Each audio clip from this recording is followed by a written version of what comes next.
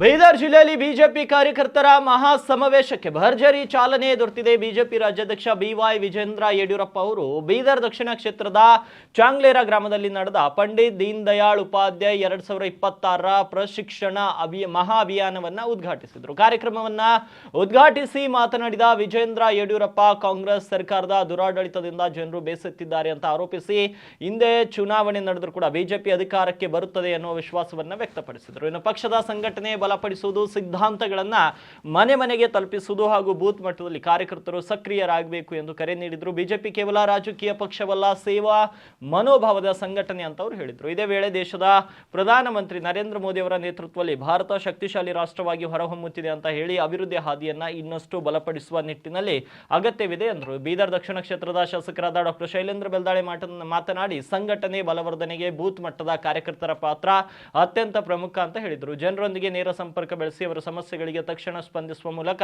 ಪಕ್ಷದ ಮೇಲೆ ವಿಶ್ವಾಸ ಹೆಚ್ಚಿಸಬೇಕು ಅಂತ ಕರೆ ನೀಡಿದರು. ಕೇಂದ್ರ ಸರ್ಕಾರದ ಯೋಜನೆಗಳು ಹಾಗೂ ಪಕ್ಷದ ಸಾಧನೆಗಳನ್ನ ಮನೆ ಮನೆಗೆ ತಲುಪಿಸುವ ಕೆಲಸವನ್ನ ಕಾರ್ಯಕರ್ತರು ನಿಷ್ಠೆಯಿಂದ ನಿರ್ವಹಿಸಬೇಕು ಅಂತ ತಿಳಿಸಿದ್ರು.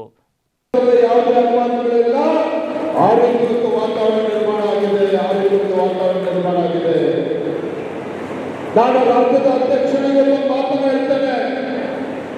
ರಾಜ್ಯದ ಜನರ ನಾಡಿ ಮಿಡಿತವನ್ನು ಅರ್ಥ ಮಾಡಿಕೊಳ್ತಕ್ಕಂಥ ಕೆಲಸ ನಾನು ಮಾಡಿದ್ದೇನೆ. ರಾಜ್ಯದ ಜನರ ಅಪೇಕ್ಷೆಯನ್ನು ಅರ್ಥ ಮಾಡಿಕೊಂಡಿದ್ದೇನೆ.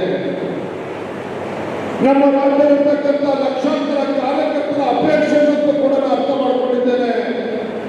ನಾನು ಕೂಡ ರಾಜ್ಯದ ಅಧ್ಯಕ್ಷನಾಗಿ ಸಂಕಲ್ಪ ಮಾಡಿದ್ದೇನೆ. ಇವತ್ತು ನಾನು ಈ ವೇದಿಕೆ ಮೂಲಕ ಬೀದರ್ ದಕ್ಷಿಣ ಕ್ಷೇತ್ರದ ಇವತ್ತು ಭರವಸೆ ಕೊಡ್ತೇನೆ. ಮುಂದೆ ಯಾವತ್ತೇ ಚುನಾವಣೆ ಆದರೂ ಸಹ ಮತ್ತೊಮ್ಮೆ ರಾಜ್ಯದಲ್ಲಿ ಭಾರತೀಯ ಜನತಾ ಪಾರ್ಟಿಯ ಗತವೈಭವ ಮತ್ತು ರಾಜ್ಯದಲ್ಲಿ ಮರುಸ್ಥಾಪನೆ ಆಗಬೇಕು.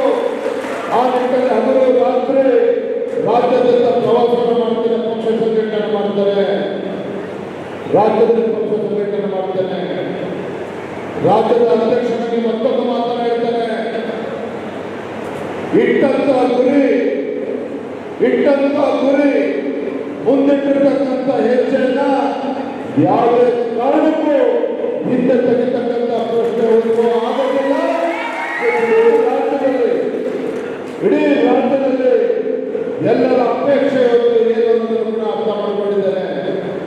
ಹಾಗಾಗಿ ನಾನು ಸಂದರ್ಭ ಹೇಳುವಂಥದ್ದು, ಭಾರತೀಯ ಜನತಾ ಪಾರ್ಟಿ ನಮ್ಮೆಲ್ಲರ ಕರ್ತವ್ಯವನ್ನು ಹೆಚ್ಚಾಗಿರುವಂಥದ್ದು, ರಾಜ್ಯದ ಅಭಿವೃದ್ಧಿಯ ದೃಷ್ಟಿಯಿಂದ ನಮ್ಮೆಲ್ಲರ ಕರ್ತವ್ಯಕ್ಕೆ ಹೆಚ್ಚಾಗಿರುವಂಥದ್ದು. ಇವತ್ತು